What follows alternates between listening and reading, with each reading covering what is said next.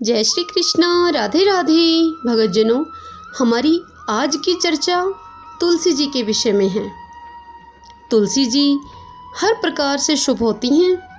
तुलसी जी के पौधे के मात्र दर्शन करने से, स्पर्श करने से, प्रार्थना करने से और प्रणाम करने से, इनके बारे में श्रवण करने से या तुलसी जी का बीजारोपण करने से सदैव मंगल होता है।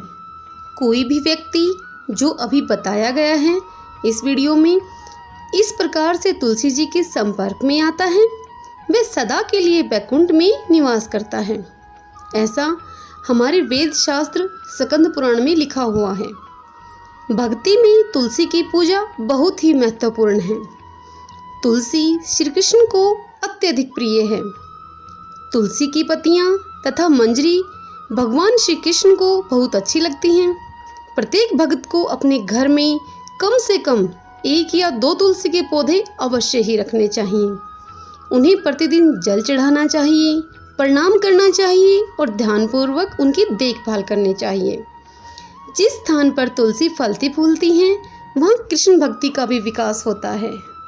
भगतजनों, क्या आप जानते हैं तुलसी जी की आरती, तुलसी जी की पूजा और तुलसी जी की प्रदक्षिणा किस प्रकार की जानी चाहिए और वह करते समय कौन से मंत्र बोले जाने चाहिए? आइए जानते हैं। भगतजनों, भारत के हर घर के आंगन में ऊंचाई पर तुलसी रखना व रोज वहां तुलसी की आरती करना एक आम बात है। जिनके पास यह सुविधा नहीं है वे तुलसी जी की आरती मंदिर में जाकर कर सकते हैं। तुलसी के पौधे को अंदर लाने से पहले श्री विग्रह के कक्ष का पर्दा कर दिया जाता है, क्योंकि श्री विग्रह के सामने तुलसी जी की पूजा नहीं करनी चाहिए।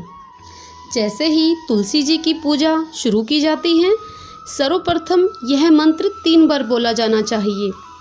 वृंदाय तुलसी दवै प्रियाय केशवश च विष्णु भक्ति प्रदे देवी सत्यवतै नमो नमः। इस मंत्र को 3 बार बोलें। तत्पश्चात तुलसी जी का यह भजन गाया जाता है और इसके बाद आरती की जाती है।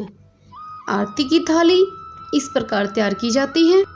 आरती की थाली में आचमन पात्र, घंटी, 3 अगरबत्ती, 1 घी का दीपक तथा फूलों की एक छोटी थाली रखी जाती है। माचिस या जलती हुई मोमबत्ती या तेल के दीपक की भी आवश्यकता होती है। पहले आचमन कीजिए, तत्पश्चात सभी वस्तुओं को वृत्ताकार घुमाते हुए पहले अगरबत्ती, उसके बाद घी का दीपक और अंत में पुष्प तुलसी देवी को अर्पण कीजिए।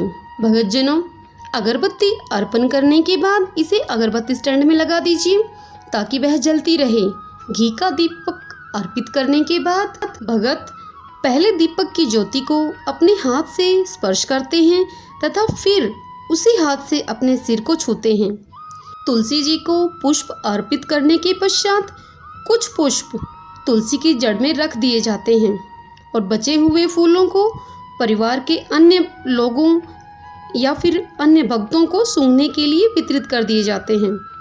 जब तुलसी आरती संपूर्ण हो जाती है तो भगतगण इस मंत्र का उच्चारण करते हुए घड़ी की सुई की दिशा में तुलसी देवी की परिक्रमा करते हैं तथा पौधे में कुछ जल की बूंदें डालते हैं, यह मंत्र बोलते हुए यानी कानी च पापानि ब्रह्मा हत्यादि कानी च तानी तानी प्रणश्यन्ति प्रदक्षिण पदे पदे। और तत्पश्चात हरे कृष्ण महामंत्र का कीर्तन किया जाता है, माला जाप किया जाता है इस मंत्र का। भगतजनों, अब तुलसी जी के संबंध में कुछ अन्य व आवश्यक बातें जान लेते हैं। भगवान विष्णु की पूजा के लिए तुलसी की पत्तियां आवश्यक होती हैं, ये तो आप सब जानते हैं। तुलसी की पत्तियां प्रातःकाल सूर्योदय के बाद दिन में, रात्रि में नहीं चुनी जाती हैं। इसके लिए एक कैंची विशेष रूप से रखी जाती है। भगतजनों, परिक्रमा करते समय या जल चढ़ाते समय सावधान रहें कि तुलसी जी के पौधे को किसी प्रकार की आपके द्वारा कोई हानि न पहुँचे। याद रहे कि तुलसी कोई साधारण पौधा नहीं है, बल्कि ये एक महान शुद्ध भगत है भगवान का। तुलसी मंजरी को प्रकट होते ही चुन लेना चाहिए अन्यथा तुलसी के कई पौधे हर तरफ उगाएंगे तथा उन सब की भली प्रकार देखरेख करना कठिन हो जाएगा। तुलसी मंजरी को जल्दी चुन लेने से तुलसी का पौधा मजबूत और स्वस्थ रहता है। तुलसी को ऐसे स्थान पर तथा इस प्रकार से रखना चाहिए कि पशु उसे हानि न पहुंचा सकें। वास्तव में कुत्तों की तुलसी के पौधे पर मलमूत्र करने की आदत होती है तथा बकरियां उसे खाना पसंद करती हैं।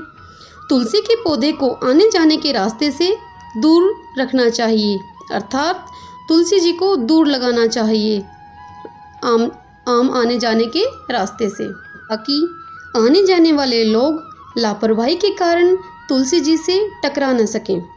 बच्चों तथा बड़ों को तुलसी का सम्मान करने की शिक्षा देनी चाहिए। तुलसी देवी को गर्मियों की धूप पसंद नहीं है, अतः उन्हें छाया में रखने का प्रयास करना चाहिए। यद्यपि तुलसी में कई औषधीय गुण हैं, तथापि भगत उसे औषधि नहीं समझते। तुलसी देवी एक शुद्ध भगत हैं तथा पूजनीय भी हैं। भगत तुलसी की सेवा केवल भक्ति में आगे बढ़ने के लिए करते हैं, किसी अन्य उद्देश्य से नहीं। तुलसी की पत्तियां भक्ति भाव से केवल विष्णु तत्व के श्री विग्रहों तथा चित्रों के चरण कमलों में अर्पित की जाती हैं, किसी अन्य के नहीं। इसका अर्थ यह है कि तुलसी की पत्तियां भगवान श्री कृष्ण, भगवान श्री नरसिंह देव, श्री चैतन्य महाप्रभु और श्री नित्यानंद प्रभु एवं श्री अद्वैत प्रभु आदि के चरण कमलों में चढ़ाई जानी चाहिए। परंतु गदाधर पंडित, श्रीवास पंडित या आचार्य वृंद, यहाँ तक कि श्रीमती राधा रानी के चरणों कमलों में भी तुलसी दल कभी नहीं चढ़ाए जाते हैं। श्री विग्रह की पूजा करते समय तुलसी दल को गुरु के दाहिने हाथ में रखा जा सकता है, ताकि वे इसे श्री कृष्ण के चरण कमलों में अर्पण कर सकें। भगवान को भोग अर्पण करने में भी तुलसी की पत्तियों की आवश्यकता होती है। भगतजनों, तुलसी जी को तोड़ने के कुछ नियम होते हैं, हमें वह नियम पालन करने चाहिए। उनको तोड़ते समय वह नियम इस प्रकार हैं। तुलसी जी को नाखूनों से कभी नहीं तोड़ना चाहिए। नाखूनों से तोड़ने पर हमें पाप लगता है। सायंकाल के बाद तुलसी जी को स्पर्श नहीं करना चाहिए। सायंकाल के बाद तुलसी जी लीला करने के लिए भगवान के पास जाती हैं। जो स्त्री तुलसी जी की पूजा करती हैं, उनका सौभाग्य सदैव अखंड रहता है। उनके घर सतपुत्र का जन्म होता है। द्वादशी के दिन तुलसी जी नहीं तोड़ने चाहिए तथा रविवार के दिन भी कदापि तुलसी नहीं तोड़नी चाहिए। तुलसी जी कोई वृक्ष नहीं है, साक्षात राधा जी का अवतार हैं। तुलसी वृक्ष न जानिए, गाय न जानिए ढोर, गुरु मनुष्य न जानिए, ये तीनों नंद किशोर। अर्थात तुलसी को कभी पेड़ ना समझें, गाय को कभी पशु ना समझने की गलती करें और गुरु को कोई साधारण मनुष्य समझने की कभी भूल ना करें, क्योंकि ये तीनों साक्षात भगवान का रूप हैं। ओम नमः भगवते वासुदेवाय। भगतजनों, यदि तुलसी जी के विषय में आपको यह जानकारी अच्छी लगी हो, पसंद आई हो, तो वीडियो को लाइक और शेयर कीजिए और चैनल को सब्सक्राइब कीजिए। जय श्री कृष्ण, राधे राधे।